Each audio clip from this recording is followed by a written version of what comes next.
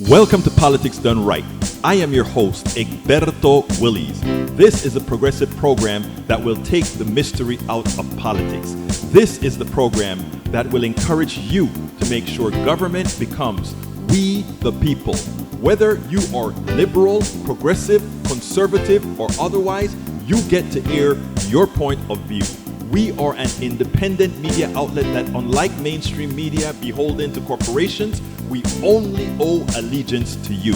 Remember, you can also send me a tweet at EGBERTOWILLIES. That is at Egberto Willies. Let us engage. It is Politics Done Right. Well, folks, welcome to one more edition of Politics Done Right. I'm Egberto Willies, your host. Thank you so kindly for being a part of the show.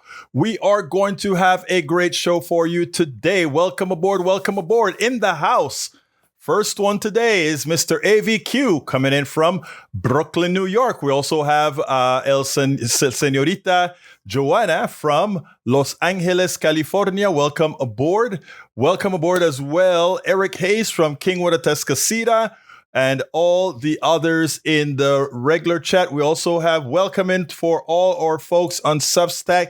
Sorry, I just fired it up. I always fired it up before that big first rush comes. But anyhow, welcome aboard, Laura Waldron. Welcome aboard. Welcome aboard, Bruno Garini. Welcome aboard, Carolyn Brugmeyer. Welcome aboard, Donna Cryer. Welcome aboard, Carolyn, Mark, and Linda. And it doesn't give me everything. It puts that plus several others, etc. But anyhow, welcome to the program. We are going to have a great show for you today. Look, I spent some time looking at some TikTok videos from a few folks that had some quite intriguing things to talk about. And I think it is I hope these platforms continue to be used for open speech and not channeled to control free speech. We can all hope. Anyway, Lee Grant is in the house from Montgomery County. All right, let's go ahead and get started. Today's subject is, and let me go ahead and put that up onto the screen for today. Today's subject we are covering, para ver si lo tengo ahí puesto. Yes, we do. DOGE mobs ripping government agencies. David Brooks calls for uprising, and caller has recipe for Trump. I don't know how many of you know who David Brooks is. David Brooks is a long-time New York opinion columnist that I always enjoyed while I, as a contributing editor to Daily Kos and a contributing editor to Op-Ed. It wasn't hard to take a look at his articles and be able to critique it just very perfectly. But today he made a lot of sense. And I think that's where I want to start. Let me see if that's where I want. I tell you what, before I start here, let me start on DOGE. I'm going to start on DOGE first, and then we'll move from DOGE. And the reason why I want to do that is I want all of you to be well aware that not only is DOGE a failure, but DOGE is also a danger. And I want you to make sure to tell your friends that. I want you to share these articles. In fact, this one on DOGE, I'll be turning it into a news. All three of these segments that I'm doing today will be a newsletter by late tomorrow. All three of them will be sent out because I think it is imperative that people understand this. Welcome aboard, Tom C. from Michigan, Lee the Bearcat from Austin, Texas. Welcome to Politics Done Right. Welcome, Scatlin, and all the others. Oden, Linda Morgan, Don Crimer. All right, let's go ahead and start that DOGE piece that I did. I did this one, I think, either yesterday morning or this morning on KPFT 90.1 FM. I cleaned it up some. I want to play that, and then we'll take it on the other side. Today, I want to talk about the resistance. Resisting that which wrongs you, which wrongs our country. I personally, and this is a personal statement, I consider the government that we have right now, both the leadership in Congress, the President of the United States, and the cabinet. This is my personal opinion. I see it as treasonous. I see them as traitors. There's with what they've done with DOGE in Congress, or rather in the different federal agencies, and reports that are coming out with the kinds of controls that these folks were taking on our vital computer systems, our nervous system in the government. I am concerned that we have sold out their American people, sold you out. This is not conjecture anymore.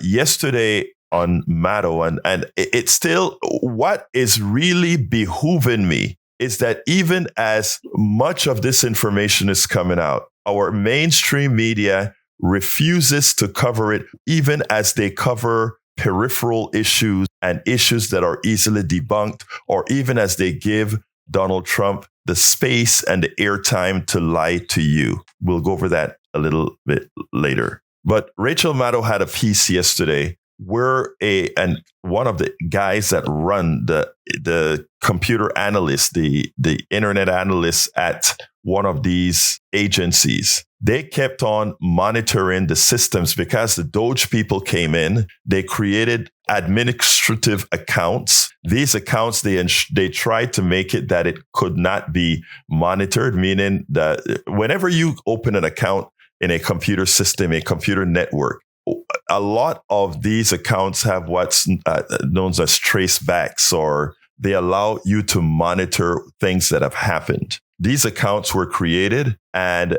they couldn't be monitored. They disabled all this monitoring, and they opened up these different computer systems in such a manner that it can have mobile access that shouldn't be there. And soon after that was done, accounts that were created on these computers, in this case, it was the NLRB, but one can extrapolate that on other agencies that DOGE went, whether it be IRS, NSA, SAID, and all these other places, that likely these all guys that came in and got these admin accounts likely did the same thing. We don't have the evidence for that. We have the evidence for what happened at the NLRB.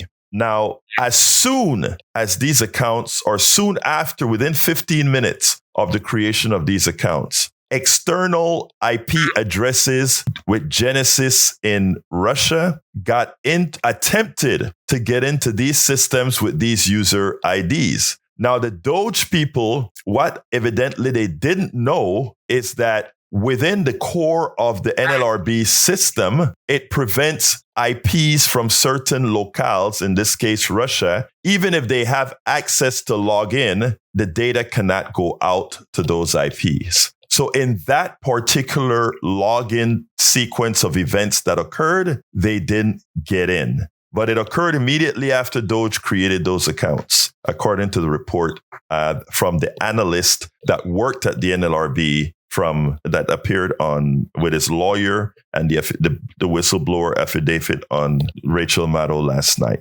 But here's the kicker. They also found within the data that soon after these guys came to that area, there was a spike in text data that was exported from those computer systems. I think it was an NLRB system in which 10 gigabytes of text got, and you can see that spike. It's orders of magnitude greater than the normal traffic that those computer systems have. They don't exactly know what that traffic is. I don't know if they have enough forensic yet to read that traffic, but it was 10 gigabytes of data. Do you know what 10 gigabytes of data at an NLRB that has contracts and secret information from companies, etc., what that means? When I talk about treasonous and the lack of transparency with what these guys are doing, this is what I'm talking about. And this is something that I think this is a type of news that you break into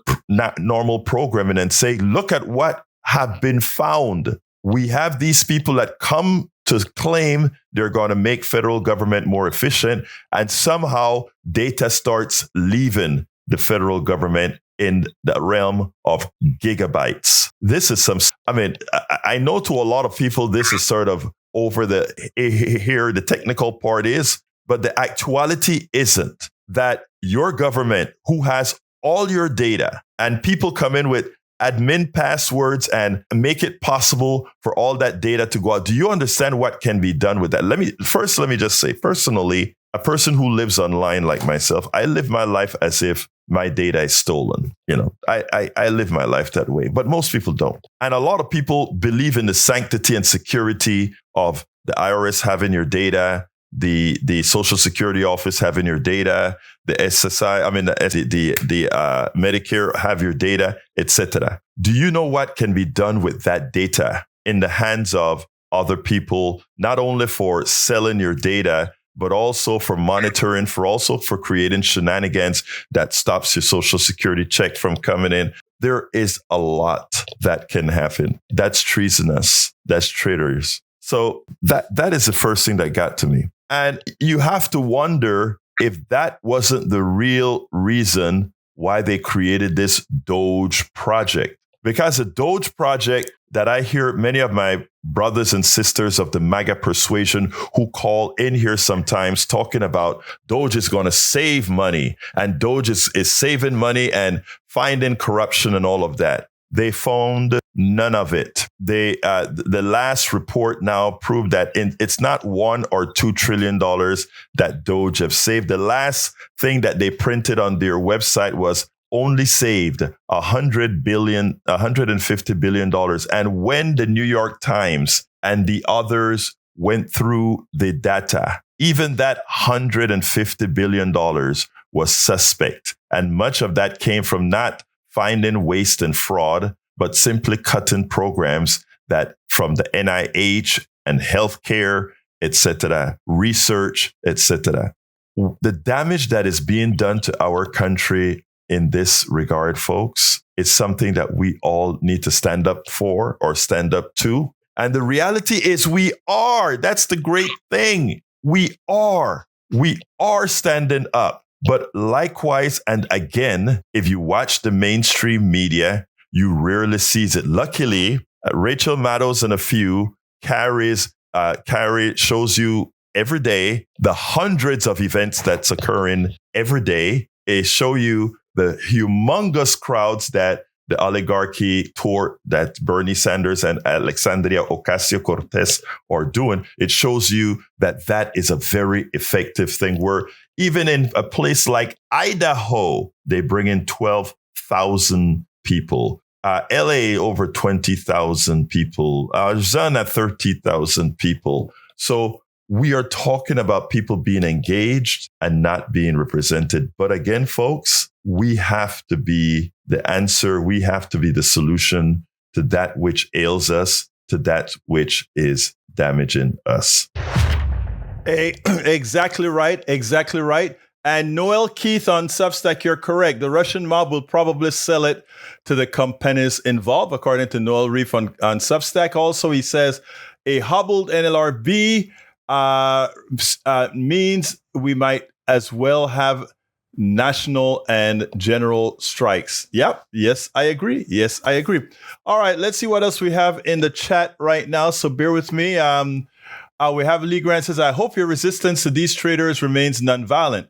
That is the intent. In fact, our resistance is always nonviolent. Most of the violence that you see or that you saw during a few of the protests, we actually have documented the instigators that did it. We know who they are.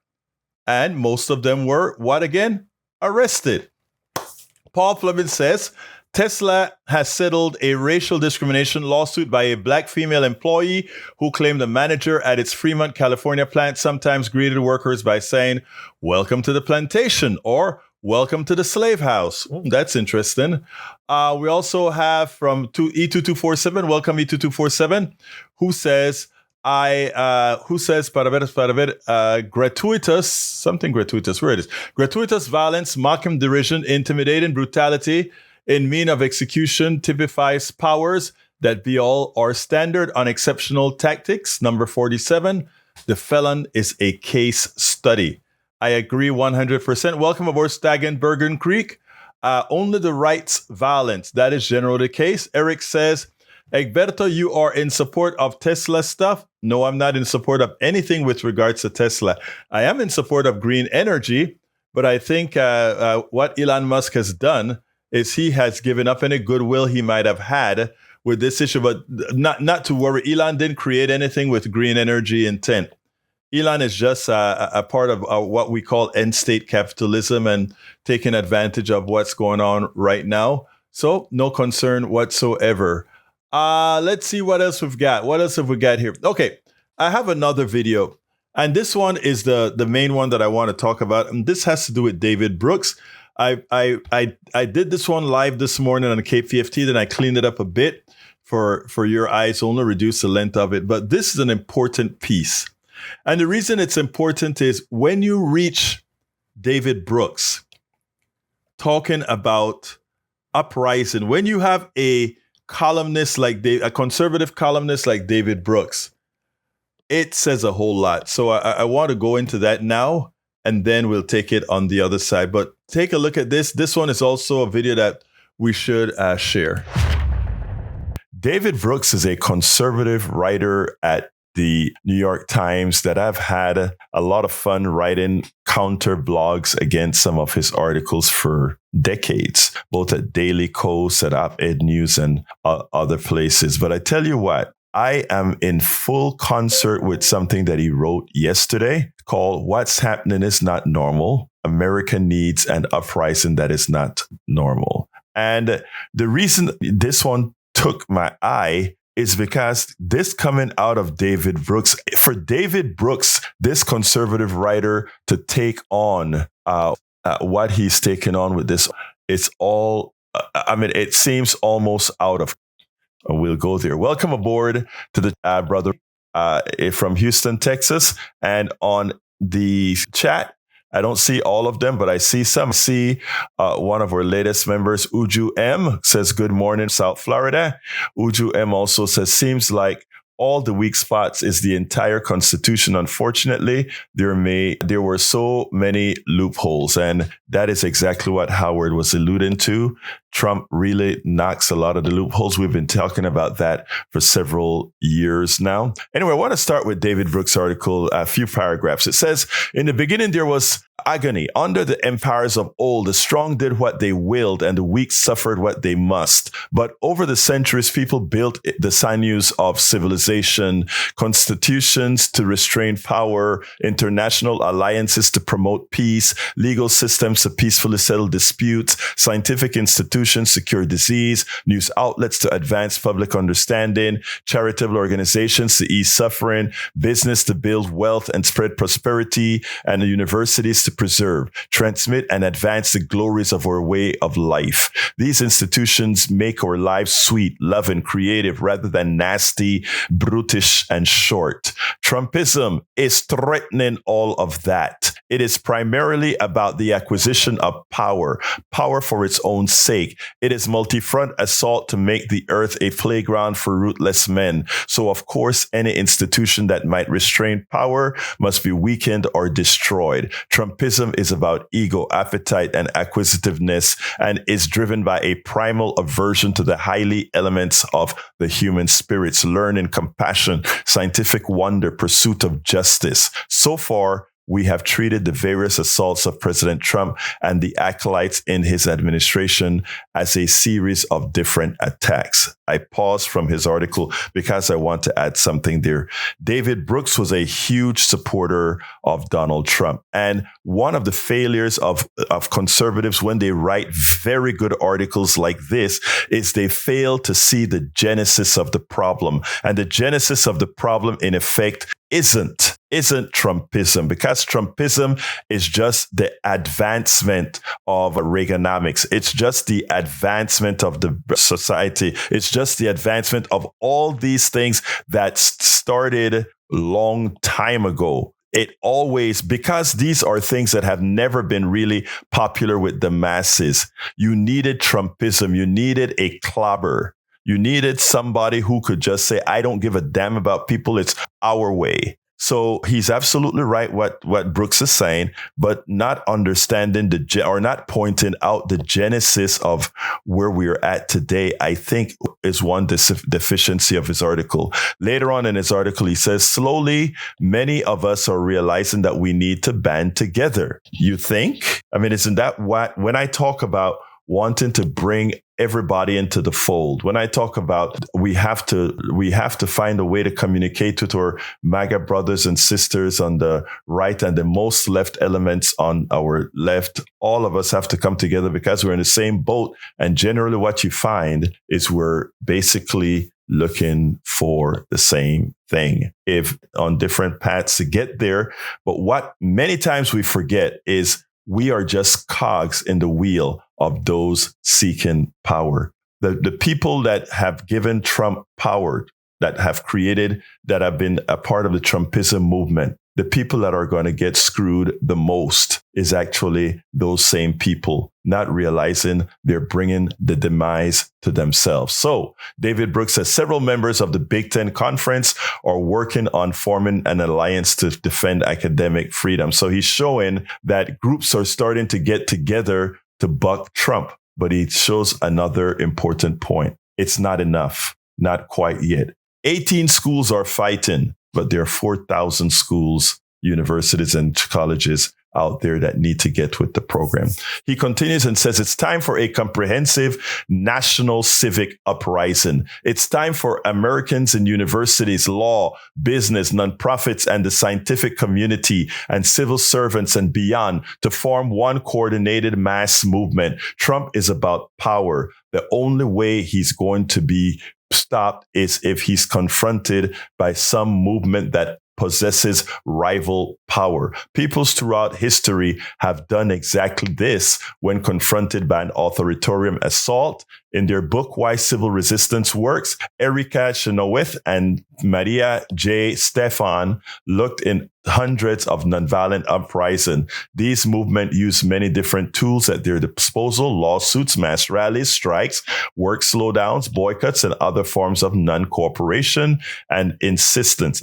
Later I'm going to play a video from a person who says, we need more than actually, I played that with you guys yesterday. It needs more than just rallies. You're going to have to do the other things. And that's what David Brooks is pointing out here, boycotts, etc. These movements began small, like they have begun with this new election of Donald Trump, and then built up. They developed clear messages and appealed to a variety of groups. They shifted the narrative so that authoritarians were no longer on permanent offense. Right now, Donald Trump is just moving forward like a bulldozer. Blocks have to be placed to slow it down so that you can eventually stop it. If you have a meteor coming at full speed, the only thing you can do is put resistance in its path to then blow it up. Okay. Sometimes they use nonviolence means to provoke the regime into taking violent action, which shocks the nation, undercuts the regime's authority, and further strengthens the movement. Remember Kent State? Remember Selma? Remember all those other places? In peaceful, some of us put our bodies on the line peacefully. The government or the evil entity overreacts, and everybody sees who the evil entity really is. You know, what we're seeing with Abrego in El Salvador opens the door for many Americans to see, oh my God, if they can do that to Abrego, if they can do that to him, they can do it to any naturalized citizen in America and disappear them without having reasons to do so. And if they can do that to a naturalized citizens, which I am, eventually they can do it to you, because that's how it goes. One step at a time, one step at a time. Think of civil rights movement in Selma. Right now, Trumpism is dividing civil society. If done right, the civic uprising can begin to divide the forces of Trumpism. And near the end, he says the following, and this is what I like. He says, in other words, a civic uprising has to have a short-term vision and a long-term vision. Short-term, stop Trump, foil his efforts,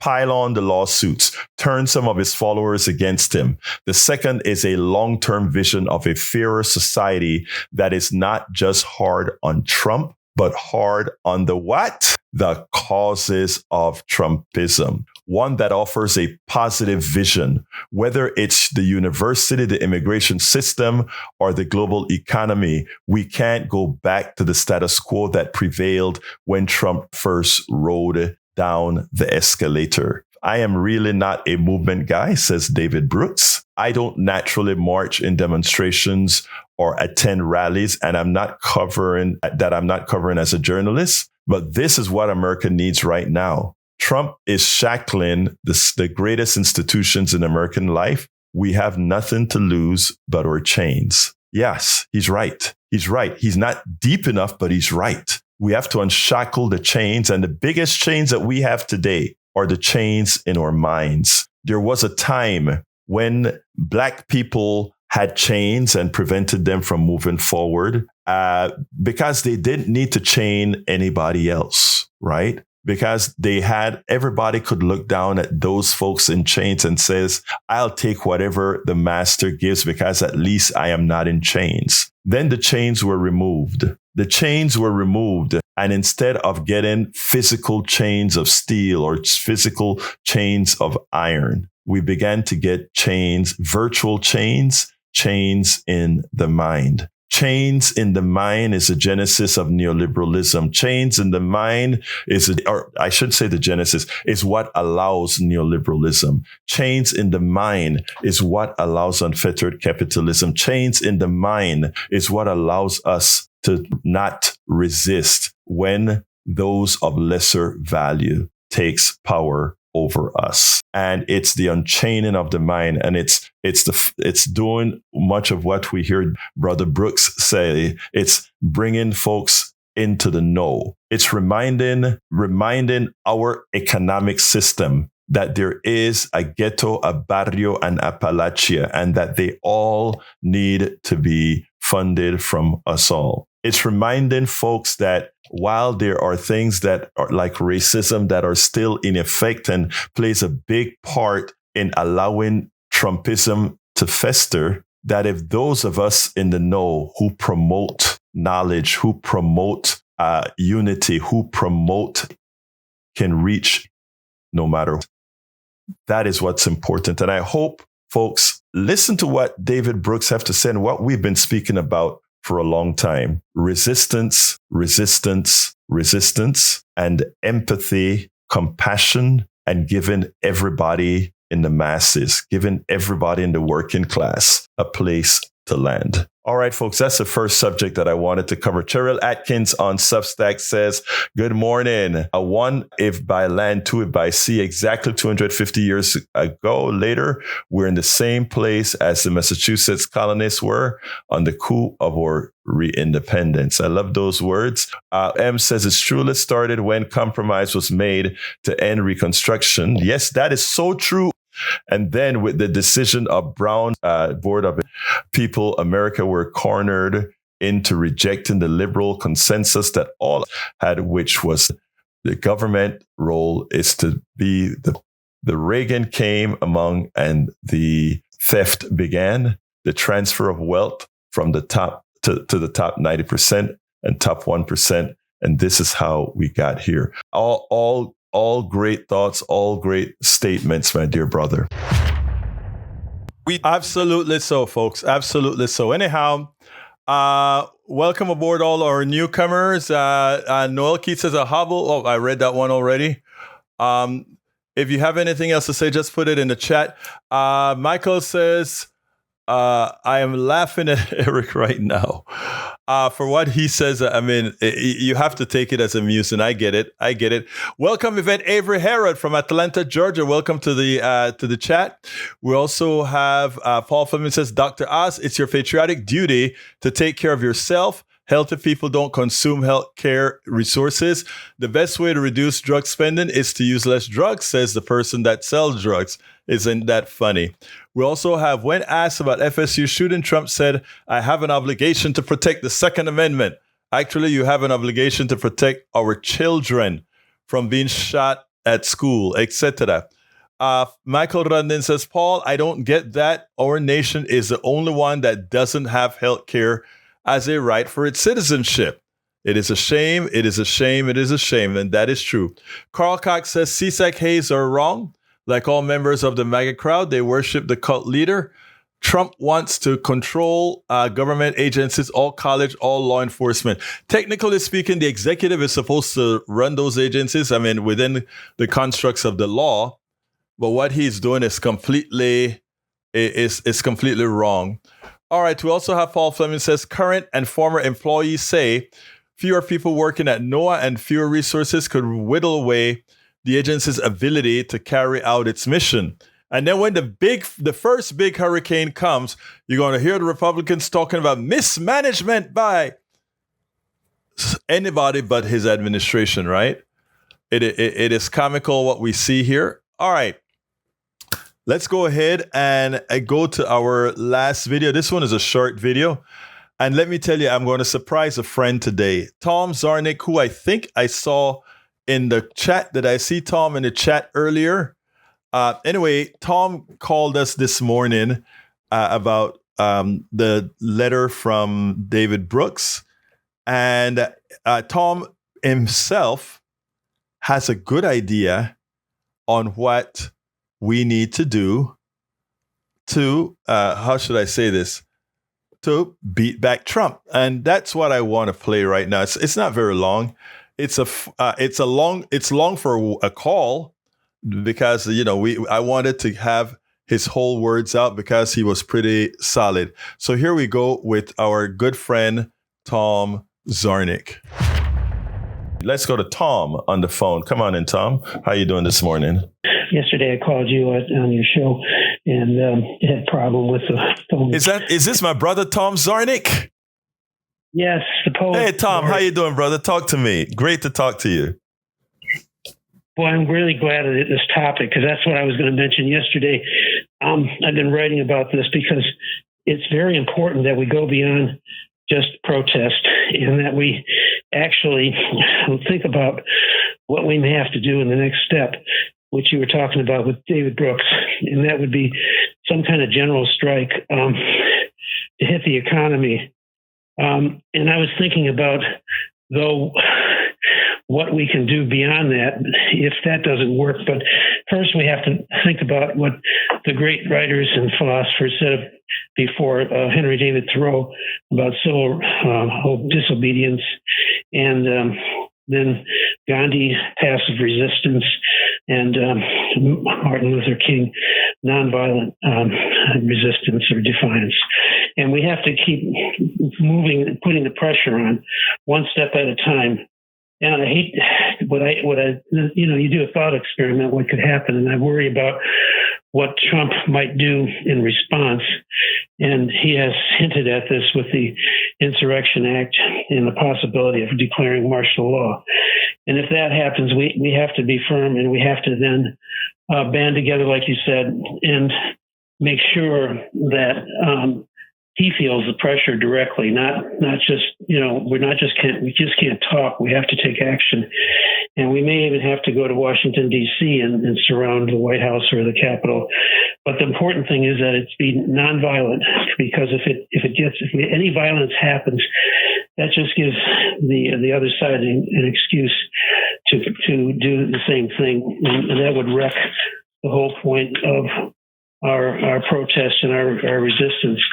And the other thing would be, at some point, I was thinking about this, but if it gets so bad that that's shut down, then we have to think about how we, in our daily lives, and if we can't band together because of law or whatever, insurrection, then we have to be like what happened during World War II with the French resistance and the French underground.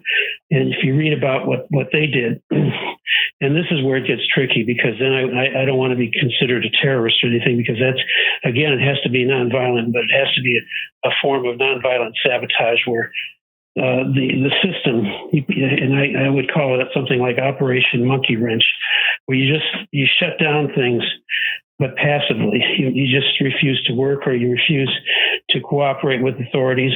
And then you may even have to sabotage communications in the sense that you point in wrong directions to where, let's say, ICE or these groups want to go to gather up people, and you make it difficult for them to even know what's right and what's real, and at that point, they have a very hard time figuring out who's the enemy, and then at that point, you can do like the French did and cooperate with groups that want to make this very difficult for our country to function without democracy. So anyway, I don't want to get too far into that, but it's interesting reading history on it. And I'm glad you brought up David Brooke, because he has really become a convert to this whole movement. And I hope that other writers and thinkers and politicians do the same.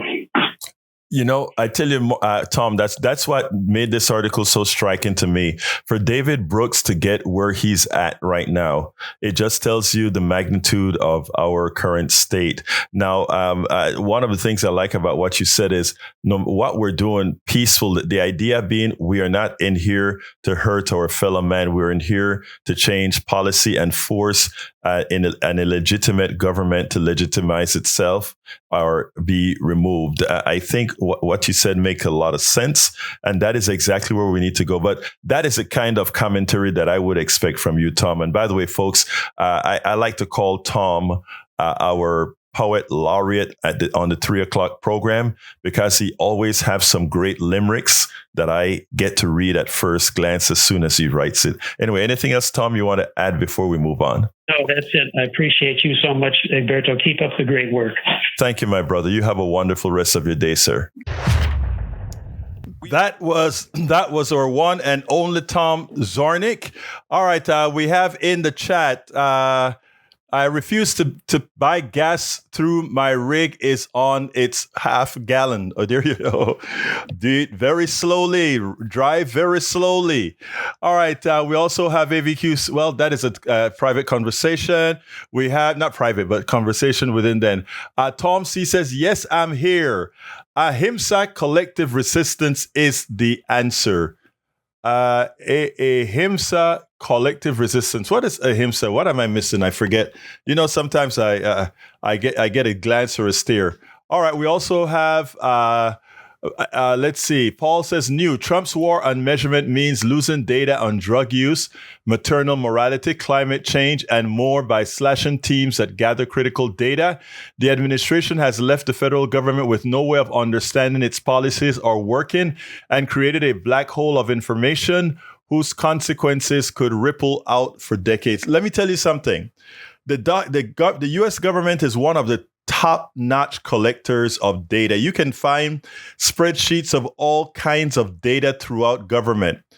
The one good thing, let me just mention this, and I don't have the address or the particular website that's doing it right now, but knowing that Donald Trump was coming into power, there are various universities and students that took it onto themselves to download the entire data set from the government at this point in time. So we are going to have a horrendous following 3.5 years that's left or 3 and change that's left for the Trump administration. The data will not be reliable for the next 3 point something. In fact, I don't even know if data like the employment report and inflation report, I don't know how accurate that's going to be, because of Trump's proclivity to lie and because of Trump's proclivity to hire people who are willing to lie for him. So kudos to all those people that have started downloading the government's data set. And that is the data that is exposed to everybody. And that's most of the government data, because most of the government data that's not classified is a part of the public domain. So we can thank those people that are actually doing that work. And at this point in time, I have no more videos. So it's open time for you to give us a call, 281-823-7747. Again, that number is 281-823-7747. Give us a call if you have anything to add. If you want to add to the discussion, I would love to hear from you. Una vez más lo voy a repetir. One more time, I will repeat. It is 281-823-7747. 7747. In the time being, as I wait for someone to call in, I want you to check this particular article out on Common Dreams specifically. Let me go ahead and get it onto the screen. This is welfare for billionaire cheats. Trump IRS ditches efforts to close major loopholes. You know, they talk about us wanting to bring the deficits down. Not only do we want to bring look, under the current, I don't want anybody calling me to tell me, Egberto, money, there's a lot we can do with money that doesn't require paying the debt. Oh, I understand all of that. But in the current paradigm, in our current financial paradigm, following Keynesian economics, as well as capitalism as defined by Martin Freeman, we need to get our deficits down. And you can only do that if somebody pays so that you don't have to borrow that money. Right now, Japan has already started selling our bonds, and they're selling our bonds, which means our deficits could explode. Here, let me explain this real quick. If all those bondholders, meaning Japan being the largest bondholder with $1.07 trillion in our bonds, followed by China that has $870-something billion worth of bonds. If at some time they start to unload those bonds, what that means is bond prices fall, the interest rates go up for any new bonds being sold, because that means that there's a glut of known bonds out there. So therefore, the price that the United States government will have to pay to loan itself monies for not only its old debt that it's getting refinanced, but the new debt that Donald Trump is trying to put on at the order of $2 to $4 trillion. It will be hard as hell to get that money at a low interest rate. We're talking probably picking it up at 4, 5, 6%. That will explode the deficit, because our deficits was under control for a long time when interest rates were cheap, when bond prices, were low. But now, about high. What now? If they start to sell our bonds, our budget deficit, even if we were to keep everything constant, if we added no more debt, and if we added no more debt and nominally balance the budget, the deficit would still go through the roof, because the amount of money that we pay right now, we pay about $1 trillion. Think about this, folks. Every time you pay your taxes, 25 cents of every dollar goes to a rich person owning American bonds. I want you to think about that. Every time you pay your taxes, automatically 25% of those taxes is automatically transferred to rich people. Understand what that means. We are subsidizing a solid investment by rich folks because of our spending methodologies. I want you guys to realize that. Michael Rodden says, see you next week. And for anyone participating in this 50501 protest, see you tomorrow.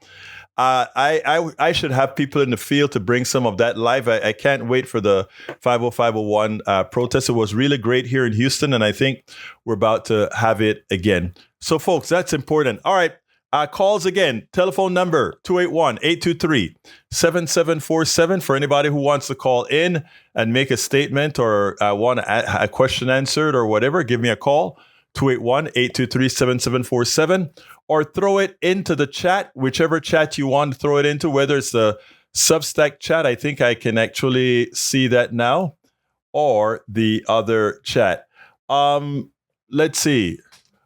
Lee the Bearcat says, happy Good Friday, and don't forget happy Easter eggs coming. Okay. Donald Trump this morning said that when he had his press conference, and this is something that I find it hard that the Ray Brackens. Brother Ray Brackens, talk to me. How you doing this afternoon? I'm good, brother. I'm good, brother. It's hot, but it's actually a little breezy outside. So, um, speaking of what you were saying about that tax cheats, Yes. it's so sad that once again we stuck in a situation where the rich get to funnel money upward. It's like a vacuum. It's like every dollar that we might have been able to accumulate in this economy, we're not going to see any of that. Any wage raises that happen, all of that money is going to be sucked up into the inflation, and it's just really sad that people haven't learned that, the Republican Party as a whole, it's never going to be for the little man or the working class or minorities as far as, black people, immigrants. I don't know. Like, hopefully, when Trump expires by natural causes, um, his brand and everything that it stands for will expire. But I don't put nothing past those rotten children he has either. So there's only one Trump that I actually trust, and that's Mary. She's the cool one. Yeah, the one who Everybody writes else, the books. Yeah. F them. Let me just say this. Yeah. I want to bust your bubble. You're my buddy, my brother, all of that good stuff. I want to bust your bubble. Here's the issue. Trumpism isn't about Trump. Trumpism and MAGA isn't Trump. Trumpism and MAGA is a natural continuation of supply side economics that a lot of us put it at a start with voodoo economics from Reagan, and I explained it in my book here called "As I See It: Class Warfare: The Only Resort to Right Wing Doom." But here's the deal: it is Trumpism is just a natural extension of supply side economics. It's a natural extension of Reaganomics, what the Bush #1 called voodoo economics, and it will. We have to actually bust it completely up. In other words, even if Trump dies tomorrow, it is maintained until this is one thing where progressives have to actively fight it out. They have to purge it. And I don't know if a lot of people are ready for this type of fight that you heard Brother Zarnik talk about. We have to. Well, if I could push back a little back. Sure, if I could push back just a little bit. Sure. The thing about it is that Trumpism, as brought by Donald Trump, had been normalized to a level we have not seen. Hold on a second. Let me get this call, and I'm going to continue. I'm going to tie it in. All right. Peter, hold a second. What I'm saying is... Let me continue with... yeah, go ahead, sir. This is one thing where... And what I'm saying is that the brand of... Hold on a second. Yeah, please turn down the brand of progressivism. Please turn down the radio, whoever has it on. I think it's you, Peter, so that we don't get the feedback. All right, go ahead. Go ahead. Dornick talk about. Yeah, I'll keep talking. So, as I was saying, you take the same policies and attach to somebody like a Mitt Romney or say a John McCain, and all of a sudden, you know what? The black man is a much better option. Like you said, it's a system, and basically Trump is just, perpetuating it. But again, his level of popularity as an icon in entertainment is what has made it so palatable for people who otherwise would have looked at that and said, hell no, I'm not going to do it. But I agree with you 100%. I agree with you 100% on that. And I understand what you're trying to say there, which is very, very important, right? But the part that I want to add is a lot of people believe that as soon as Donald Trump is out of the picture, that all this stuff is gone. I want people to realize that we have to clean this whole thing up. Go ahead, brother. Yeah, and I mean it's his cult of personality that has made it so palatable for people that otherwise would have looked and said, hell no. But it's like, he's the smiling face on the TV that they learn to love, for better or worse. and trust. Right. And of course, now we see for better, or in our case, very For much worse. Absolutely so. Absolutely so. I'll step back. I know we got another brother on the phone, Peter. No, I don't know. Peter seemed to have gone, but let's go ahead and let me continue with this welfare for billionaire tax cheats. And let's say Peter will call back, but or the person who called will call back. But thank you very much for your call, Ray. Oh, thank you for the space, Egberto. I'll keep watching. Absolutely, my brother. All right, folks. So going back to what we started about, the Trump administration quietly announced on Thursday that it is abandoning a Biden-era effort to close a loophole that allows large businesses partnership to repeatedly manipulate the value of their assets to minimize your tax obligations. The Internal Revenue Service and Treasury Department announced the decision in a notice that received little attention in the mainstream press. The notice states that the administration, guided by an executive order President Donald Trump signed in February, intends to scrap so-called basis shifting regulations that were finalized at the end of former President Joe Biden's White House term. As the Biden Treasury Department explained last year, it was targeting a tactic whereby a single business that operates through many different legal entities enters into a set of transactions that manipulate partnership tax rules to maximize tax deductions and minimize tax liabilities. These transactions defies Congress' intent to avoid tax liability with little to no other economic consequences for the participating business. The department said, for example, a partnership might shift tax basis from property that does not generate tax deductions, such as stock or land, to property that does, such as equipment. Taxpayers may also use these techniques to depreciate the same asset over and over again. I mean, just think about that. You buy a piece of equipment, you completely get its life. You do a 179 option on it to depreciate the whole, you know what, out of it. And then you just pass that asset to another one of your subsidiaries and they start the depreciation process all over again.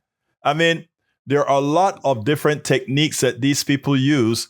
And the thing about it is Biden was putting a stop to that, close these loopholes to ensure that we collect more tax revenues from tax cheats, which is what they're doing. But what do?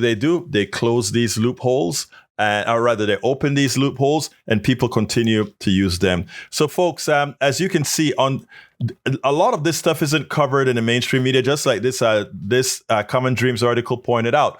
A lot of this isn't covered. When it's not covered, people can't raise hell about it. Well, we are covering it now. Make sure that we go up against that tax loophole, tax break, that executive order that Donald Trump is writing, and we need to make sure that in this new bill that the Republicans are putting out there, that new bill does not include the repeal of that mandate that Biden left, which prevented all these shenanigans that these small companies, or not these small companies, that these partnerships are able to do to manipulate the tax system to once again take care of to rip us off. And again, remember, every dollar not paid in taxes is a dollar we either have to pay ourselves or borrow. And every time we borrow at current rates, it's a 25% transfer of our wealth to rich people. Please remember that. It is important. Anyway, we're at 56 and time to shut the show down pretty much. So what I want to ask of you is those of you who see the value in what we're doing here. Beforehand, we have Lee Bearcat in Austin says, Egberto, when you had businesses, did you ever use write-off for taxes? I used 179 tax write-offs for my assets. But again, I followed the law. I didn't try to circumvent the law. I followed the law. I didn't try to circumvent the law. Anyhow, folks, those of you who are listening to us, who are watching us, whether you are on Substack, whether you are on TikTok, whether you are on Instagram, YouTube, or live wherever, I want to ask that you support our program. It's very easy to support our program. You can support us by supporting our Egberto Off the Record newsletter. Our newsletter, along with our YouTube channel, is used to subsidize our entire enterprise. We don't just do radio. we don't just do articles. We write newsletter articles in newspapers, books. We do all of this to flood the zone with the truth, with progressive message, to counteract what you find coming out from the right wing. And as you all know, the right wing invests billions. And I'm not kidding, they invest billions in misinforming you, from the Cato Institute to the Heritage Foundation to all the channels by iHeart and all these other networks that are there to ill-inform you, misinform you. We don't have a machine that does the opposite. Even our DNC and the Democratic machine and all these other guys, they all work with the corporate sector in most of what they do. Those of us that are progressives have a lot of these types of news outlets. And these are the types of news outlets that need your support. This is a job. This is a one-person operation where we do 16 hours a day researching, writing, cracking videos, producing videos. We do it all here. And what we're asking is for your kind support so that we can continue doing our part in flooding the zone. And how can you do that? You can do that by simply going to politicsdoneright.com/newsletter and becoming a paid subscriber. We have a whole lot of subscribers. We have only a few hundred paid subscribers. We need a few thousand paid subscribers to make this eventually a break-even situation. If I told you how we currently do the Delta funding, you'd say you're crazy. But we believe in what we're doing. We believe in flooding the zone. We believe that this has to be done. So please consider becoming a paid subscriber of our newsletter. If you're in Substack platform, just go ahead and do it from the Substack platform. Otherwise, if you're on your phone or website, you can go to politicsdoneright.com/newsletter. That'll take you to our Substack sign-up page as well. We also have a Patreon and many other ways to support. But what I'm asking those that have the wherewithal to please support us via our Substack. That is politicsdoneright.com/newsletter. We'll send you to our Substack page and you can become a paid subscriber and make sure we can continue to do this work. Visit our websites. We have many websites. Check out our books. And by the way, if you become a paid subscriber of our newsletter, all those books that you see scrolling online right now, you read for free on the Substack platform. All those books are available for you to read on the Substack platform to all our paid subscribers. So once again, please consider it. I got to get out of here. My name is Egberto. Willies, love you all. This is Politics Done Right. And you know how I end this baby. I am what? Out. We spend a lot of time deconstructing the news, trying to parse it into a form that everybody can understand. We try to find those little nitpicks where it flies above the fray, etc. If you really like these videos that we do, I want to ask a big favor. Please go ahead. Number 1, subscribe to our channel. And number 2, please join if you can. Thank you so kindly for watching. Keep watching. Please remember to share. We must populate the entire internet with our progressive message, a message that we know is what most Americans say that they want. So help us, please join.